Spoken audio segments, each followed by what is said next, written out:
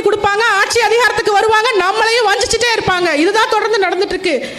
எங்கேயோ நடக்குதுன்னு சொல்லி தயவு செய்து தமிழ் சொந்தங்கள் கடந்து போக வேண்டாம். நம் உறவுகள், நம் ரத்த சொந்தங்கள், நம் தொப்புள் கொடி உறவுகள். என்னைக்கு அந்த உணர்வு நமக்கு வருதோ அன்னைக்கு தான் மொத்த தமிழர்களுக்கு விடுதலை.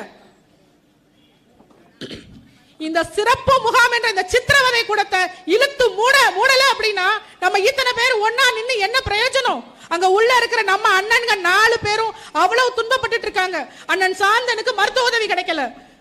அண்ணன் ராபர்ட் பயாஸ் இன்னைக்கு அவங்களுடைய உண்ணா நோன்பு ஆரம்பிச்சு 3 நாட்கள் ஆயிடுச்சு. அண்ணன் முருகன் இன்னைக்கு தொடங்கிட்டாங்க. சாப்பிடாம இருந்து கொஞ்சம் கொஞ்சம் மணாலும் செத்து போங்கன்னு சொல்வீங்களா? இதுக்கு மரண தண்டனை மேலே அப்புறம் உங்களை நீங்க மார்தட்டி மரண தண்டனை வந்து யாருக்கு கொடுக்கறதுல பெருமை பேசி பீத்திக்கிறீங்க. எதுக்கு உங்களுக்கு இந்த பீத்துமானம்?